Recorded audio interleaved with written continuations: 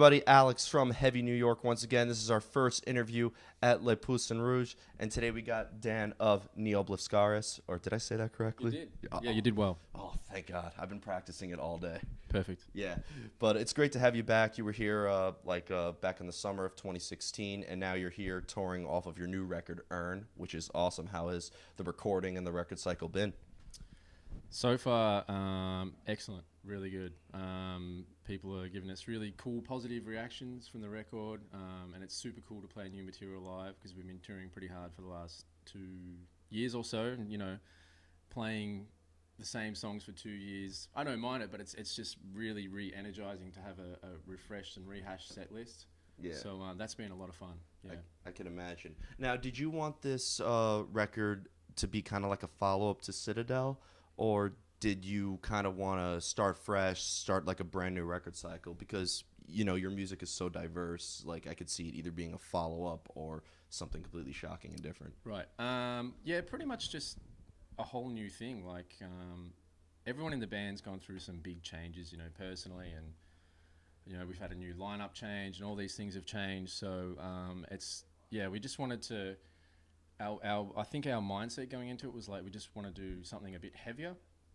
So most of the album's a bit heavier, apart from Eerie, which is like a bit more of a experimental progressive track that we tried, which we think came out pretty cool, and a lot of people seem to dig it. So yeah, we just went into with the mindset, want to do something really heavy, and just a little bit more of a low-end presence on the record. So that was kind of what we went into doing it. Yeah, definitely sounds like it. Now, your songs, what I've noticed are like range from like between 6 to like 11 minutes, and you incorporate so many different elements. And 1 minute, I want to mosh pit and punch someone in the face, but then I'm waving my lighter and crying to your music. Right, yeah. Now, like, how, kind of like a cliche question, but like, how do you know when a song is done with the song lengths that you have and stuff? Yeah, it's a good question because we kind of ask ourselves the same thing, but basically we don't call a song complete until everyone's kind of satisfied in some way of the track. We like to have input from everyone in the band, and we like to bring in everyone's influences where we can. So basically, we'll call a song done when we feel like it's closed for everybody. So if someone's like, no, I really think maybe we could explore this soundscape, or could we try this, we'll always give it a chance and an opportunity for that person's idea or whatever. And eventually, after we jam and record and listen back, we're like, all right, cool, now we think that's closed now. Generally then we'll go over and do the leads or vocal harmonies and melodies and syllables and all that sort of stuff. So yeah, pretty much everyone decides when it's finished, basically. Of course. Yeah. That's good that there's like a mutual participation. Yeah, for sure. Now, with all the different elements that you have in your music being progressive, I see elements of black metal, death metal. So because your music is very experimental and incorporates so much, do you find it a little easier to kind of try new things and kind of are, easier to distance yourself from previous records? Yeah, I guess I do. I really, really enjoy playing in this band because there is no limit or boundary. So there's no we got to stay within a really death metal-y sound, or we got to stay within a really progressive sound. We just do whatever kind of we want to listen to, pretty much, and what we enjoy doing. So it's easy in that context because we just make music that we kind of really enjoy and everyone enjoys doing. So, and if there's a song we're working on and like one or two people just aren't feeling it or whatever, we just can it until like everyone's really happy. So it's really, really cool to be a part of a band in that sort of scenario. So everyone's enjoying what they're doing. Everyone has input on the song writing and structure and all that sort of stuff. So it's really cool. Yeah, and I'd imagine you guys have like 6, 7 members in your band. Yeah. I know that Slipknot was killing each other back in the day, having 9 members. Yeah. But 6. The fact that 6 people are able to come to like an agreement over music, I think is incredible. It's not easy. I mean, we've been the band's been around since 2003, and for the most part, the lineup's been like really super solid. And everyone is really good friends on a personal level, as well as the musical kind of similarities and stuff we have with each other. So it's a very enjoyable environment to be in on all levels. So I really dig it. Yeah. That's excellent. Now, we talked about this before we were rolling, but obviously you guys are from Australia, Yep. and we actually spoke to a couple of Australian bands this year. We interviewed Thy Art Is Murder, and we Yep. interviewed King Parrot. Perfect. Yeah. So, and I know it's the home of Parkway Drive. Sick Puppies was launched there. Yep. AC/DC, I don't know if Yeah. you heard of them. Maybe. Mhm. Yeah. But I mean, there's so many awesome bands from Australia, Yeah, for and so, but that being such a big continent or country, whatever you want to call it. Yep. How is like their metal scene? Are you like always partying with like the guys in Thy Art Is Murder? Or Yeah, I mean, I'm all about like hanging out and meeting people with the common interest of music, and like I'm a super big drum nerd, so I'm always like searching out all the drummers to hang out and like just to be just meeting them and talking drums and stuff. Like that's kind of my thing. I really enjoy that, and for sure I'm friends with like a ton of bands in Australia, awesome ones. There's heaps of cool bands in Australia. Any you want to shout out? Yeah, I really dig some bands from Melbourne called Hate or More. Another one called Black Helm. Really cool, like dark, black metal-y, thrashy kind of stuff. Really super cool. They're recording a full length right now, actually. So Really? yeah, so I definitely keep an eye out on that if you're into like dark, moody kind of music. Really cool. Yeah. Yeah. And as well as you guys, because you guys appeal to like black metal fans and doom metal Right. fans. Yeah, and there's a lot of the prog nerds. yeah. There's a lot of different influences going on. Yeah, for sure. Yeah, I can imagine. And since you mentioned you're a drum nerd, I actually love talking some gear with people. Oh, perfect. Let's go. I always research before each band, and Okay. I was seeing pictures, and you make Mike Portnoy's drum set look like a set of bongos. I gotta say. I don't know about that, but yeah. So, what are your weapons of choice? Cool. So I play for Pearl drums, Zildjian cymbals, Vic First sticks, and Remo drum heads.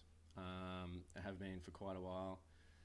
I've got an amazing reference kit, which is Pearl's highest end production kit they make on this tour. So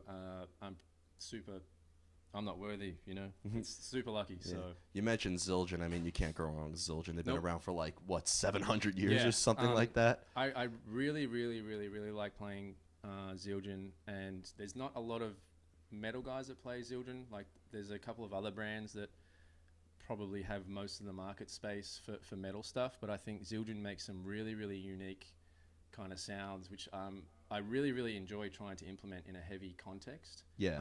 Because traditionally, I guess Zildjian come from a probably more of a jazzy background with the Constantinople series and like the Manhattan Rides and stuff like that. Like they're really famous for that kind of stuff. So I really enjoy trying to bring these sounds into a heavier context, and it's a bit of a challenge, and it's really fun, and I love it. Well, I'd imagine, because while you do have a lot of heavy parts, but you also have a lot of, slow, For sure, melodic, I'd imagine that you kind of have to diverse your gear up a little bit Yeah, for sure. to be able to play what you do. If you were like a deathcore band or kind of stuck with one style, you might not need to, Yeah. oversize your... Yeah.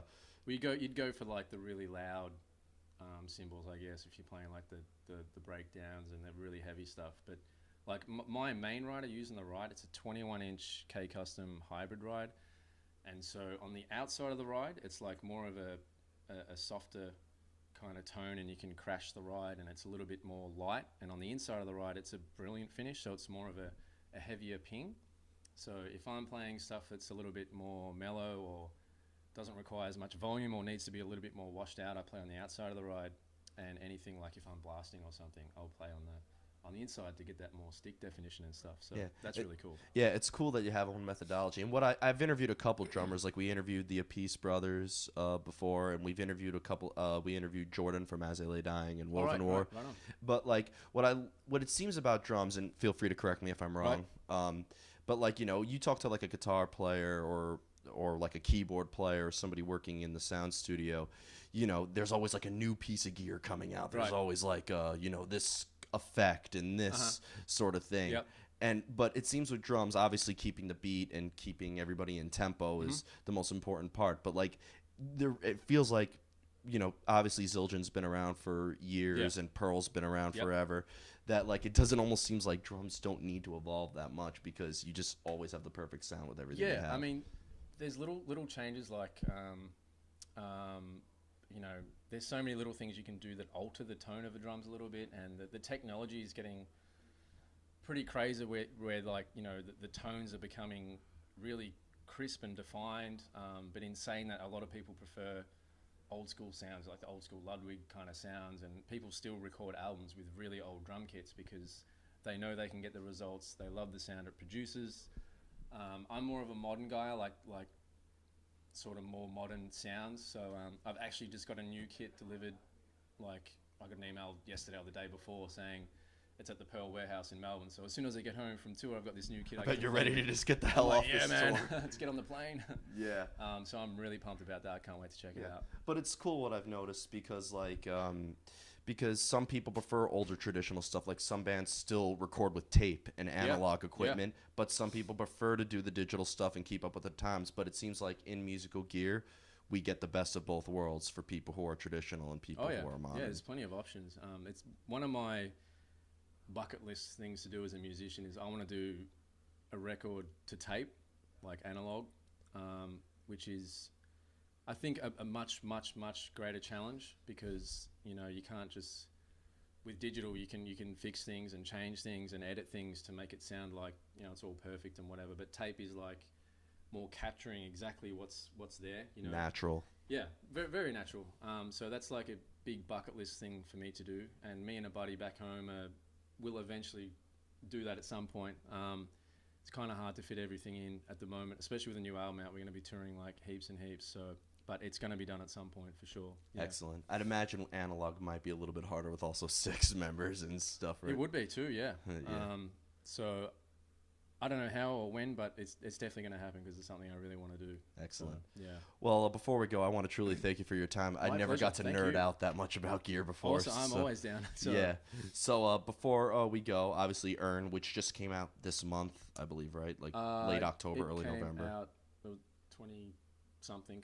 Yeah. What month are we in? November. Yeah, it came out late last month, so okay. 2 or 3 weeks ago. Excellent. Yeah. So I'd imagine we're going to be seeing a lot of you on the road and stuff like that, yeah, right? For sure. Yeah. Definitely. So awesome. Yeah. Well, thanks again so much for your time. Thank you for the opportunity. Yeah. Thanks a lot. Thank you. Thank you. Yeah. Everybody, Dan from Ne Obliviscaris. Be sure to pick up the new record, Earn. And if you are a drummer, you definitely got some good drum tips right there. Right. Alex from Heavy New York, everybody. We'll see you next time. Thanks.